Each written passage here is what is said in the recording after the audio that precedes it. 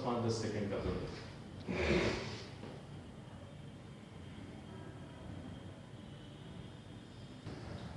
Good morning. आज state सी में बात करते हैं इंग्लिश की। पूरे एसएससी सीजीएल के लिए इस इंग्लिश का बस प्री और मेंस को ही लेके 250 तक मार्क्स के आने हैं। अगर प्री और मेंस कुल 600 नंबर में ही देखे तो ही 250 की आनी है, इसीलिए इस पार्ट के इंपॉर्टेंस को नेग्लेक्ट को नहीं कर सकते। इसीलिए सबसे पहले कोशिश करेंगे इस वाले पार्ट को स्ट्रॉन्ग करने की, क्योंकि ये स्ट्रॉन्ग हो गया तो उसके बाद आराम से मैथ स्ट्रॉन्ग हो सकती है और बाकी पार्ट को भी हम एक एक करके हर सब्जेक्ट की स्ट्रेटजी ऐसे ही देखते रहेंगे। सबसे पहले इस टोटल 250 नंबर में जब हम स्टार्ट करेंगे अपनी प्रिपरेशन, तो हम हमेशा इस टोटल 250 मार्क्स के बारे में सोचेंगे। कभी भी केवल प्री के लिए स्टार्ट नहीं करेंगे। जब भी हम प्रिपेयर करने की शुरुआत करेंगे हम हमेशा इस पूरे 250 मार्क्स के बारे में सोचेंगे। कभी भी ये नहीं सोचेंगे कि इस पैसेज से 10 नंबर के प्री में आने हैं तो बस उस 10 नंबर के लिए मेहनत किया जाए, या इस वन वर्ड सब्स्टिट्यूशन से अगर 4 से 6 नंबर के पूछे जाने हैं तो बस उस 4 से 6 नंबर के लिए कोशिश की जाए। हमेशा हम पूरा 250 मार्क्स के लिए कोशिश करेंगे। सबसे पहले शुरुआत करेंगे इसमें पैसेज और क्लोज टेस्ट से। इस पैसेज से प्री में 10 मार्क्स और मेंस में पैसेज और क्लोज टेस्ट से लगभग 25-25 मार्क्स के पूछे जाते हैं। मतलब टोटल मिला के 250 में 60 नंबर के केवल इस पैसेज और क्लोज टेस्ट से पूछे जाने हैं, और इसीलिए जरूरी है कि इस पार्ट पर सबसे ज्यादा फोकस किया जाए। साथ ही साथ यही वो पार्ट है जिसमें सबसे ज्यादा लोग गलत होते हैं। मतलब अगर इस पार्ट में हम अच्छा करते हैं तो निश्चित रूप से जो लोग अच्छा नहीं कर रहे हैं, जो भी लोग नॉर्मल हैं, उनसे बहुत ज्यादा डिफरेंस क्रिएट कर पाएंगे केवल इस वाले सेक्शन के चलते। इस पार्ट में मैक्सिमम लोग गलत करते हैं। हमें इस पैसेज और क्लोज टेस्ट को इंप्रूव करने के लिए सबसे पहले तो ध्यान देना होगा, बस हमें सेल्फ प्रैक्टिस पर ही ध्यान देना होगा। इस पैसेज और क्लोज टेस्ट में कुछ भी ऐसा नहीं है जो किसी के तुरंत पढ़ा देने के बाद से, आज कोई आपको पढ़ाए और कल के बाद से आप क्वेश्चन करें और इस 50 में से आपके 40 क्वेश्चन सही होने लगे। बस पूरा का पूरा बेस्ड है सेल्फ प्रैक्टिस पे, और इसीलिए हम कोशिश हमेशा ये करेंगे कि इस पैसेज और क्लोज टेस्ट पर हमेशा ध्यान देते रहें। 7 दिन में कम से कम 5 दिन कोशिश करेंगे इसकी डेली प्रैक्टिस की। डेली प्रैक्टिस के लिए सिंपल रहेगा, 10 मिनट में हम एक पैसेज को सॉल्व करेंगे जिसमें 5 क्वेश्चन हो, एक क्लोज टेस्ट को सॉल्व करेंगे, 5 क्वेश्चन का मैक्सिमम 10 मिनट का टाइम देंगे, और सॉल्व करने के बाद से फिर वहां से बस उसके आंसर्स को मैच किया, जो भी सही है जो भी गलत है उसको मैच किया। अगर किसी पार्ट में प्रॉब्लम है तो जो भी कंसर्न टीचर है या जो भी कंसर्न गाइड है उनसे आप संपर्क करें, फिर एक्सप्लेनेशन उस पार्ट का देखें कि क्यों गलत है क्यों सही है। बस इस पार्ट को केवल प्रैक्टिस से ही इंप्रूव किया जा सकता है। किसी के पढ़ाने से कुछ खास फायदा नहीं होने वाला है जब तक आप खुद प्रैक्टिस ना करें। कोई भी पढ़ाए प्रैक्टिस खुद से नहीं करें, इस पार्ट में बिल्कुल भी फायदा नहीं होगा। प्रैक्टिस के लिए आप इस प्लेन टू पैरामाउंट का सेकंड वॉल्यूम ले सकते हैं। उस सेकंड वॉल्यूम में पैसेज और क्लोज टेस्ट दोनों ही दिया गया है। प्लेन टू पैरामाउंट देख सकते हैं। आप चाहें तो एमबी पब्लिकेशन से लेके और वहां के एक एक सेट में से इस पैसेज और क्लोज टेस्ट को ले लेके 10-10 मिनट की प्रैक्टिस कर सकते हैं। आप चाहें तो ऑब्जेक्टिव इंग्लिश एसपी बक्सी में से देख सकते हैं, और सबसे आखिरी में अगर आपका लेवल काफी अच्छा हो चुका है पैसेज और क्लोज टेस्ट के लिए तो सबसे लास्ट में आप आके इस इंग्लिश जीजी से भी देख सकते हैं, बाय चेतन आनंद सिंह। बहुत ही अच्छी सी बुक है, लेकिन इस बुक को आप स्टार्टिंग में नहीं कर सकते। जब तक आपको इंग्लिश की नॉलेज थोड़ी सी ज्यादा ना हो जाए तब तक इसको नहीं कर सकते। तो पहले अगर इन सभी से कर लेते हैं उसके बाद आखिरी में आके इस वाली बुक से आप कर सकते हैं। ये चारों के चारों पार्ट अगर डेली करते हैं, वीक में कम से कम 5 दिन सॉल्व करते हैं। स्पेशल टाइम रखें इसके लिए, या तो सुबह का टाइम रखें या शाम का टाइम रखें। कोई भी ऐसा टाइम जिस टाइम पर आप बिल्कुल अलर्ट होते हो, जिस टाइम पे कोई भी डिस्टरबेंस आने की संभावना ना हो। ऐसा ना हो कि उस टाइम पे कोई आ जाए और उस दिन का ब्लैंक चला जाए इस पैसेज और क्लोज टेस्ट से। तो सोच समझ के कोई ऐसा टाइम रखेंगे, क्योंकि बहुत इंपॉर्टेंट सा सेक्शन है, ऐसा टाइम रखें जिस टाइम पे बस हम इसको डेली की डेली प्रैक्टिस कर सकें। वीक में कम से कम 5 दिन की प्रैक्टिस अभी भी आपके पास 2-3 महीने शेष हैं। उस 3 महीने में 2 महीने भी अगर ढंग से करना चाहते हो तो 2 महीने में मान के चले आप कम से कम 50 बार लगाएंगे, 50 क्लोज टेस्ट करेंगे, बहुत अच्छा सा इंप्रूवमेंट उतने से ही हो सकता है। जबकि अगर आप लगातार करते रहे तो इंप्रूवमेंट बहुत अच्छा सा हो सकता है। टोटल 60 मार्क्स के हैं, इस 60 में कम से कम आप 45 से 50 नंबर तक बहुत आसानी से पहुंच सकते हैं बिना किसी के बहुत मदद के। सेकंड पार्ट पर आते हैं और ये है वन वर्ड सब्स्टिट्यूशन और इडियम फ्रेजेस का। टोटल इस वन वर्ड सब्स्टिट्यूशन और इडियम फ्रेजेस से प्री और मेंस मिला के लगभग 32 से 34 नंबर के पूछे जाते हैं। और उस 32 से 34 नंबर में अभी ही आप चाहे तो आसानी से स्कोर कर सकते हैं 20 नंबर 25 नंबर बहुत आसानी से स्कोर कर सकते हैं। उसके लिए आपको जरूरी है बस आप प्लेन टू पैरामाउंट को डेली पढ़ने की कोशिश करें। उसमें वन वर्ड सब्स्टिट्यूशन दिया हुआ है, उसमें इडियम्स फ्रेजेस भी दिया हुआ है, बस डेली वहां से पढ़ने की कोशिश करें। आप आराम से इस 34 नंबर में 32 नंबर में आप 20-25 नंबर तक स्कोर कर सकते हैं। लेकिन उतने तक सभी लोग करते हैं। एक डिफरेंस क्रिएट करने के लिए जरूरी है कि आप उस 32 या 34 नंबर में से 27, 28, 30 नंबर तक पहुंचने की कोशिश करें। और उसके लिए जरूरी है डेली आप प्लेन टू पैरामाउंट से लगभग 15 मिनट पैसेज और 15 मिनट क्लोज टेस्ट पढ़ते रहने की कोशिश करें। पढ़ने में अगर ऐसा होता है आपके साथ आज पढ़ा कल भूल गए तो कोशिश करें उसको लिख के पढ़ने की। लिखने में पूरा वर्ड नहीं लिखना है, बस मान लो वन वर्ड सब्स्टिट्यूशन पढ़ रहे हैं तो बस वर्ड लिखा, जैसे उसमें लिखना है एक्रोनिम तो बस एक्रोनिम लिखा और जो इसका मतलब होता है वो रहने दिया, वो बस मन में रखा, याद किया।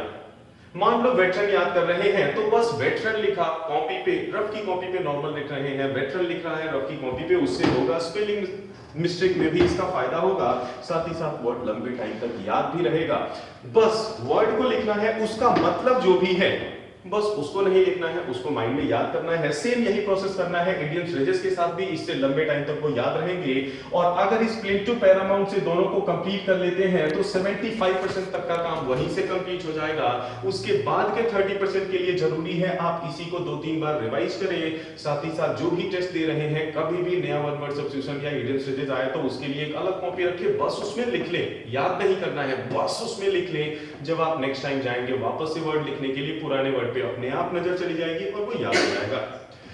इसके आने के बाद से आप आ सकते हैं ऑब्जेक्टिव इंग्लिश एसपी बक्सी में, वहां पे भी बहुत अच्छा सा दिया हुआ है इस one word substitution idiom phrases को, तो वहां से भी कर सकते हैं। आप चाहें तो प्रीवियस ईयर की बुक एमबी पब्लिकेशन या किरण वहां से भी लेके कर सकते हैं, हल्की फुल्की प्रैक्टिस भी आप कर सकते हैं। आजकल तो कई सारे गेम्स भी आ रहे हैं इस one word substitution idiom phrases के, तो आपको एंड्रॉइड ऐप डाउनलोड करके गेम्स भी खेल सकते हैं, वहां से भी आपका इंप्रूवमेंट होगा। इसके अलावा भी आप चाहें तो इंग्लिश इज इजी इस वाली बुक से भी कर सकते हैं, उसमें भी बहुत अच्छा सा दिया हुआ है वन वर्ड सब्स्टिट्यूशन और इडियम फ्रेजेस दोनों सेक्शन बहुत अच्छा सा दिया हुआ है, तो आप चाहें तो इसमें से भी कर सकते हैं। लेकिन फर्स्ट रिक्वायरमेंट है पहले आप प्लेन टू पैरामाउंट से कंप्लीट करें। ये तीसरा सेक्शन पर आते हैं, fill in the blank sentence improvement और एरर डिटेक्शन, बहुत ही इंपॉर्टेंट सा पार्ट। कुल मिला के इससे 65 से 75 मार्क्स के पूछ दिए जाते हैं टोटल 250 में से। और अगर इस वाले में से पूछ दिए जाते हैं क्वेश्चन, ये भी वो पार्ट होता है जो मैक्सिमम लोगों का वीक होता है। Fill in the blanks maximum लोगों का weak, sentence improvement weak, error detection weak, ये वो पार्ट है जो भी आम जनता है उनका हमेशा वीक होता है। मतलब अगर इस पार्ट में अच्छा करते हैं तो फिर नॉर्मल आदमी से आपका एक डिफरेंस इसके चलते बहुत अच्छा सा होगा।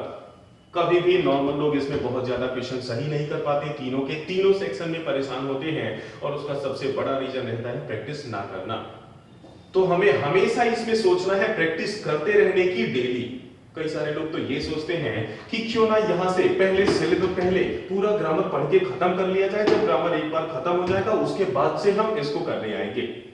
ये बिल्कुल वैसा ही है जैसे पहले पूरा ग्रामर पढ़ने की सोचेंगे, पूरा ग्रामर पढ़ लेंगे, वो एक थ्योरेटिकल चीज हो गई, ये प्रैक्टिस की चीज हो गई, ये अलग है। पूरी ग्रामर पढ़ने के बाद भी अगर आएंगे और मान लो 75 नंबर के ये पूछे जाते हैं तो उस 75 में से आप 50 नंबर भी नहीं पा सकते। तो इसीलिए सबसे बेटर ये है एक तरफ आप ग्रामर चलने दें, दूसरे तरफ आप कोशिश करें ये प्रैक्टिस भी हमेशा चलती रहे। ग्रामर एक तरफ चलते रहे, प्रैक्टिस दूसरी तरफ चलते रहे, क्योंकि कभी भी ये नहीं हो सकता कि पूरा ग्रामर कंप्लीट हो और उसके बाद से हम इस प्रैक्टिस वाले पार्ट पर आए और तब प्रैक्टिस वाले पार्ट में बहुत अच्छा कर पाए। प्रैक्टिस अलग से चलते रहने दें, हमेशा ग्रामर अलग से चलते रहने दें। इस प्रैक्टिस को करने में डेली कोशिश करें 5-5 क्वेश्चन या 10-10 क्वेश्चन डेली करते रहने की कोशिश करें। 10 क्वेश्चन इसके, 10 क्वेश्चन इसके, 10 क्वेश्चन इससे। कोई भी बुक आप ले सकते हैं, आप चाहे तो ले सकते हैं। प्लेटो पैरामाउंट पे दिया हुआ है, वहां से भी कर सकते हैं। टॉपिक वाइज वहां दिया हुआ है, टॉपिक वाइज भी कर सकते हैं। दूसरा आप काम कर सकते हैं, एमबी पब्लिकेशन से लेके 10-10 क्वेश्चन 10-10 मार्क्स के कर सकते हैं। किरण की कोई बुक ले सकते हैं टॉपिक वाइज की, वहां से भी लेके आप कर सकते हैं। किसी और पब्लिकेशन की कोई भी टॉपिक वाइज बुक है, वहां से आप ले। टॉपिक वाइज बुक मतलब ऐसी बुक जहां पे जितने भी सेंटेंस इंप्रूवमेंट दिए हैं सब एक जगह हो, 300-400 सेंटेंस इंप्रूवमेंट एक जगह हो, ऐसे ही fill in the blank sentence और एरर डिटेक्शन हो, उन सभी को ले वहां से बस 10-10 क्वेश्चन डेली लेके वहां से प्रैक्टिस करने की कोशिश करें। एक तरफ प्रैक्टिस चलने दे, दूसरी तरफ पढ़ने वाला काम आया। पढ़ने वाले काम में सबसे पहले आप प्लेटो पैरामाउंट उठाएं, क्योंकि वो खुद से सेल्फ स्टडी के लिए बहुत ही अच्छी सी बुक है। अगर आपको सेल्फ स्टडी करनी है उसके लिए बहुत ही अच्छी सी बुक है। तो अभी भूल जाएं क्लासेस में क्या चल रहा है, पहले क्या पढ़ा है या नहीं। आप चाहें तो पहले प्लेटो पैरामाउंट से खुद पढ़ सकते हैं, पीछे आके जो भी उसमें एक्सरसाइज दी गई है उसको लगा सकते हैं, वहां से बहुत फायदा होगा। उसके बाद से आप चाहें तो एमबी से नॉर्मल प्रैक्टिस कर सकते हैं विदाउट टाइम लिमिट वाला। ये जो था वो टाइम लिमिट के साथ प्रैक्टिस थी, 10 क्वेश्चन लगाना है, 10 मिनट का टाइम लगाना है, फिर प्रैक्टिस करनी है। जबकि किरण से भी लेके आप कर सकते हैं। दूसरी आपके पास कोई भी बुक है, ऑक्सफोर्ड इंग्लिश ग्रामर आती है, ऐसे ही लुसेंट आती है, ऐसे ही दूसरी आती है। आप चाहे तो बुक एक आती है a mirror of common errors, आप चाहे तो उस वाली बुक को भी लेके करें, अच्छी सी बुक है, वहां से भी आपको काफी इंप्रूवमेंट होगा। और उन तीनों को करने से इन तीनों पार्ट्स में बहुत फायदा होगा। क्योंकि ये पार्ट बहुत इंपॉर्टेंस रखते हैं, सबसे ज्यादा पूछे जाने हैं, इसीलिए इनको करना होगा। तो आप चाहें तो मिरर ऑफ कॉमन एरर से भी इसको ट्राई कर सकते हैं, बहुत ही फायदा होगा। इस पार्ट को करने के बाद से हम चलते हैं वॉइस और नरेशन पे। पूछा जाना है बस मेंस में, इंपॉर्टेंट भी अच्छा खासा है क्योंकि दोनों से मिला के 45-47 मार्क्स के पूछ लिए जाते हैं। सिंपल सा सेक्शन होता है। इस 45 मार्क्स में आप आराम से 35 नंबर तक स्कोर कर सकते हैं। बस दिक्कत होती है आगे के 10-12 मार्क्स की, और आगे के 10-12 मार्क्स में भी फोकस करना होगा क्योंकि 35 सभी लोग करते हैं। बस आगे वाले पार्ट के लिए आपको कोशिश करनी होगी कि क्यों ना यहां से एक प्रैक्टिस की जाए। सबसे पहले आप चाहे तो इसे भी इस प्लेटो पैरामाउंट से पढ़ सकते हैं, वहां आपको थियरी इसकी दी गई है, और वहां से पढ़ने के बाद फिर आप चाहें तो वहां से पढ़ने के बाद फिर आप चाहें तो उसी में एक्सरसाइज दिया गया है उसको प्रैक्टिस कर सकते हैं। हालांकि कुछ में आपको प्रॉब्लम जरूर मिलेगी, क्योंकि कुछ क्वेश्चन ऐसे हैं जिनका रियल आंसर कुछ और होता है, एसएससी आंसर कुछ और दे देता है, तो कई बार उसमें क्वेश्चन में कंफ्लिक्ट हो जाता है, तो इससे कुछ प्रॉब्लम होगी, लेकिन वो सभी में होगी। चाहे कोई भी बुक ले लेंगे इंग्लिश के लिए, सभी बुक में थोड़ी बहुत एरर जरूर मिलेगी, लेकिन फिर भी आप शुरुआत में सेल्फ स्टडी कर सकते हैं इस प्लेटो पैरामाउंट वाली बुक से। वॉइस नरेशन वहां से कंप्लीट करें, उसके बाद से आप चाहें तो एसपी बक्सी ले लें या दूसरी कोई भी बुक ले लें, थोड़ा सा वहां से पढ़ें, फिर वॉइस नरेशन की प्रैक्टिस करें। जो भी क्वेश्चंस आ रहे हैं उनकी आप प्रैक्टिस थोड़ा सा करते रहें। आगे चलने पर पहुंचते हैं सेंटेंस रीअरेंजमेंट वाले पार्ट पर। यह भी ऐसा पार्ट जो एक डिफरेंस क्रिएट करता है नॉर्मल आदमी के बीच और जो लोग ज्यादा मेहनत कर रहे हैं उनके बीच में। सेंटेंस रीअरेंजमेंट वाले पार्ट पे भी आप काफी इग्नोर करते हैं। जनरली आप इसे प्री के पहले भी नहीं करते, प्री के बाद भी आप सेंटेंस रीअरेंजमेंट वाले पार्ट पर ज्यादा वर्क नहीं करते हैं। कोशिश करें प्री से पहले ही इस पर वर्क करने के लिए फिर आप जो भी टॉपिक वाइज की बुक लिए हुए हैं वहां से उठाएं और उठा के 10 क्वेश्चन को बस सॉल्व करें, वो भी डेली नहीं, बस 3 दिन के बाद से उठाएं, बस 10 क्वेश्चन लें, 10 क्वेश्चन को वहां से सॉल्व करें और फिर छोड़ दें। ये भी पार्ट ऐसा है जो केवल प्रैक्टिस से इंप्रूव होगा, बाकी इसका कोई सोर्स नहीं है इंप्रूव करने का, बस प्रैक्टिस से इंप्रूव होगा। साथ ही साथ इंप्रूव करने के लिए इसकी अंडरस्टैंडिंग भी चाहिए। अगर इंग्लिश की अंडरस्टैंडिंग आपकी अच्छी नहीं है, मतलब अगर मान लो सेंटेंस लिखा हुआ है हम उसका मतलब ही नहीं समझ पा रहे हैं, तब जाहिर सी बात है आप उसको सॉल्व नहीं कर सकते, अरेंज करने में आपको बहुत दिक्कत होगी। अगर ऐसी प्रॉब्लम है तब आप कोशिश करें अपने पास कोई ट्रांसलेशन की बुक रखें, कोई भी ट्रांसलेशन की बुक रखें और वहां से कोशिश करें बस जब भी फ्री टाइम मिले डेली 10 मिनट 15 मिनट बस 1-2 पैटर्न ट्रांसलेशन का लेके देखने की और उनके बीच कुछ क्वेश्चन कुछ ट्रांसलेशन मुंह से ही बोल के प्रैक्टिस करने की या 10 15 20 ट्रांसलेशन लिख के प्रैक्टिस कर लेने की, क्योंकि जब तक सब्जेक्ट की अंडरस्टैंडिंग नहीं होगी तब तक सेंटेंस अरेंजमेंट वाला पार्ट सही नहीं हो सकता। सब्जेक्ट की मतलब जो भी लाइन दिया हुआ है अगर उसका मतलब ही नहीं समझेंगे अरेंज करना बिल्कुल पॉसिबल नहीं होगा। ये भी पार्ट है जो डिफरेंस क्रिएट करेगा, 20 नंबर का है, इंपॉर्टेंट तो है ही, इसी के चलते कोशिश करनी है डेली, इसी के चलते कोशिश करनी है 3 दिन पे प्रैक्टिस करने की। डेली प्रैक्टिस इसमें उतनी जरूरी नहीं है। लास्ट पार्ट में आते हैं एंटोनिम सिनोनिम्स और स्पेलिंग मिस्टेक के। इस पार्ट पे बहुत ज्यादा वर्क नहीं करता है, क्योंकि ये वो पार्ट है जहां से अनप्रेडिक्टेबल रहता है कि कौन कौन सा क्वेश्चन पूछा जाएगा। आप कितना भी वर्ड क्या याद कर लें, लेकिन उसके बाद भी आप 100% श्योर नहीं हो सकते कि जो क्वेश्चन पूछा जाएगा उनके एंटोनिम सिनोनिम्स आप बता पाएंगे। और इसी के चलते स्पेलिंग मिस्टेक का हाल तो कुछ हद तक ठीक है, बस स्पेलिंग मिस्टेक के लिए कोशिश करें 4-5 दिन के बाद से, यानी हर वीक में एक दिन 15 से 20 मिनट तक ले, टॉपिक वाइज वाली बुक से स्पेलिंग मिस्टेक निकालें, वहां से बस इसकी प्रैक्टिस करें, मतलब 1 का ए, 2 का बी, 3 का सी, ऐसे करके आप बस प्रैक्टिस करें, आंसर मैच करें, और जो आंसर गलत हो उसको बस मैच करने के बाद आप देख लें ये गलत है तो आखिर इसका सही क्या है, उसको 1-2 बार रफ की कॉपी में लिख के बस देख लें। उतने से आपका काम हो जाएगा। स्पेलिंग मिस्टेक के लिए कुछ भी याद करने की जरूरत नहीं, जो टफ स्पेलिंग है उनको बस आपको रफ पे लिख के देख लेना है। वहीं एंटोनिम सिनोनिम्स के लिए पहले तो बहुत ज्यादा परेशान होने की जरूरत नहीं। ऐसा नहीं कि डेली डेली बैठ के 30-30 वर्ड या 50-50 वर्ड नोट कर रहे हैं या बैठ के पूरी डिक्शनरी रट डाल रहे हैं। आप इस एंटोनिम सिनोनिम्स के लिए काम कर सकते हैं। आप वर्ड फॉर्मेटिजी बाय नॉर्मन लेविस पढ़ सकते हैं। इस वर्ड फॉर्मेटिजी को पढ़ने का फायदा केवल एंटोनिम सिनोनिम्स में नहीं होगा, इसको पढ़ने का फायदा fill in the blanks, sentence improvement, error detection, one word substitution, idioms, phrases और एंटोनिम सिनोनिम्स, इन सभी में होना है। इसीलिए आप कोशिश करें इस वाली बुक को जरूर पढ़ें। अगर आप इंग्लिश मीडियम के हैं तो, हिंदी मीडियम के हैं तो आप इसे जनरली नहीं पढ़ सकते अगर इंग्लिश में आप उतने कंफर्टेबल नहीं है तो, लेकिन अगर इंग्लिश मीडियम के हैं तो इस वाली बुक को जरूर पढ़ेंगे। अगर आप हिंदी मीडियम के हैं तो इसकी जगह कोशिश करें एमबी पब्लिकेशन से या प्लेन टू पैरामाउंट से जो प्रीवियस ईयर के आए हुए वर्ड्स हैं या जो इनमें वर्ड्स दिए गए हैं आप उनको लेके करते रहें। जबकि अगर आप इंग्लिश मीडियम के हैं तो इसको जरूर पढ़ें। डेली 45 मिनट पढ़ना है और 45 मिनट डेली पढ़ना है। पढ़ने के साथ साथ कोशिश करनी है कि इस प्लेन टू पैरा, इस वर्ड फॉर्मेटिजी को 45 मिनट पढ़ें। पहले एक्सरसाइज पढ़ें, 2 पेज की एक्सरसाइज होती है, 1.5 पेज की एक्सरसाइज होती है, उसमें 8-10 वर्ड्स के बारे में बताता है। फिर उसी वर्ड को 3-3, 4-4 करके आगे के 3-4 एक्सरसाइज में बताता है। हमेशा एक सेशन पढ़ेंगे, सेशन पढ़ने के बाद उसमें 3-4 एक्सरसाइज दिए होंगे। पहला एक्सरसाइज दिया जाता है प्रोनाउंस करने के लिए, तो वो करें। दूसरा दिया जाता है मैच करने के लिए, तीसरा फिल इन द ब्लैंक्स के लिए, चौथा यस नो क्वेश्चन टाइप का करके। तो वो इतने एक्सरसाइजेस इसीलिए दिया हुआ है ताकि जितने भी आप वर्ड्स पढ़ रहे हैं, एक दिन में जो भी 10 वर्ड पढ़ रहे हैं, वो इतनी बार यूज हो जाए ताकि आपको याद हो जाए। इसके बाद भी जब अगले दिन चलेंगे अगले सेशन पर, तब पता लगेगा सेशन 1 के ही 2-3 वर्ड्स को लेगा और सेशन 2 में पूरे डिटेल में उसके बारे में बताएगा। जितने भी उससे रिलेटेड वर्ड्स हैं उनके बारे में बताएगा, उसके ओरिजिन के बारे में बताएगा, फिर वही 3-4 तरीके की एक्सरसाइज। तो इनसे बड़ा फायदा हो जाता है, वर्ड्स याद हो जाते हैं, वर्ड्स की एक अंडरस्टैंडिंग आती है कि कैसे डेवलप हुआ है। इसीलिए आप इस वर्ड फॉर्मेटिजी को जरूर पढ़ने की कोशिश करें अगर इंग्लिश मीडियम के हैं तो। इसके बाद से कोशिश करेंगे बस लगभग आपको 45 सेशन तक वर्ड फॉर्मेटिजी को कंप्लीट करना है। डेली 45-45 मिनट पढ़ते रहें तो ये 45 दिन में फिनिश हो जाएगा। फिर सबसे आखिरी में आए और आने के बाद से कोशिश करें, अगर आप थोड़े से परफेक्ट हो चुके हैं इंग्लिश में, तब कोशिश करें इंग्लिश जीजी में भी दिया हुआ है वर्ल्ड ऑफ वर्ड्स, बहुत ही अच्छा सा, जिसमें पैसेज में ही कई सारे वर्ड्स के यूज को सिखाया हुआ है। वहां से आप चाहें तो इंप्रूव कर सकते हैं, काफी फायदा वहां से भी होगा।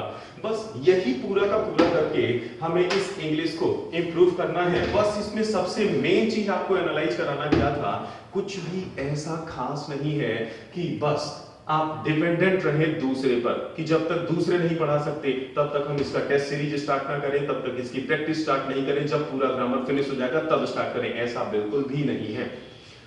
मैक्सिमम पार्ट वैसे है जो आप पे डिपेंड करता है आप कितनी प्रैक्टिस करते हैं। एग्जांपल के लिए मैं आपको बता दे रहा हूं, इससे पूरे 60 नंबर के पूछे जाने हैं। आप जान रहे हैं ये वो पार्ट है जिसमें कोई ज्यादा आपको इंप्रूव नहीं करवा सकता, आपको खुद करना है। यहां पढ़ने पे ये one word substitution, idioms, phrases total मिला के 30, 32, 34 नंबर के पूछे जाने हैं। ये भी वो पार्ट नहीं है जिसमें दूसरा आपको आके कोई डंडा लेके याद कराएगा। इस वाले पार्ट में भी आपको खुद ही याद करना है, इसीलिए कोशिश करें ये वाला पार्ट, दो पार्ट हुए, खुद फोकस करें। सेंटेंस रीअरेंजमेंट बहुत ज्यादा मदद आपकी नहीं की जा सकती इसमें, ये भी आपके ऊपर डिपेंड करता है। वॉइस नरेशन थोड़ी सी मदद की जा सकती है, लेकिन बिना प्रैक्टिस के आप कभी भी इसमें परफेक्ट नहीं बन सकते, क्योंकि कुछ क्वेश्चन वॉइस में भी और नरेशन में भी कुछ क्वेश्चन ऐसे आते ही आते हैं जिसमें ग्रामेटिकल पार्ट छोड़ दिया, ग्रामर पे नहीं बनाया, अब वो उसके सेंस पे जाके बना लिया है। कुछ में ग्रामर पे बना देगा, वो चीजें केवल इंप्रूव हो सकती है प्रैक्टिस से। तो ये भी आपके लिए पार्ट है। एंटोनिम सिनोनिम स्पेलिंग मिस्टेक, इसमें भी कोई कुछ नहीं कर सकता, ये भी आपका पार्ट है। बस एक ही पार्ट है जिसमें आपको दूसरे से मदद मिलेगी, और वो है fill in the blank, sentence improvement, error detection. लेकिन केवल दूसरे से मदद मिलने से नहीं होगा, जब तक इसकी बहुत अच्छी प्रैक्टिस नहीं करेंगे तब तक यहाँ से भी इंप्रूवमेंट नहीं होगा। 60-70% पार्ट तो वो है जिसमें आपको सेल्फ स्टडी करनी है, और वो भी बहुत अच्छे से। तो पूरा का पूरा मकसद रखिए, जितने भी पार्ट डेली के लिए दिए गए हैं वो कभी भी मिस ना हो। डेली डेली डेली, तो जितने भी डेली वाले पार्ट हैं वो कभी भी मिस नहीं होने चाहिए, अदरवाइज दिक्कत होगी। प्रैक्टिस नहीं करेंगे, कितना भी पढ़ा दिया जा रहा है कुछ फायदा नहीं होगा। पहले इसको इंप्रूव करें, बाद में फिर दूसरे सेक्शंस पर ऐसे ही देखेंगे आगे। इंग्लिश आगे देखेंगे, मैथ्स, रीजनिंग और जीएस में कि कैसे उसमें स्ट्रेटजी रखनी है, लेकिन पहले आप इंग्लिश वाले पार्ट को इंप्रूव करें। Thank you.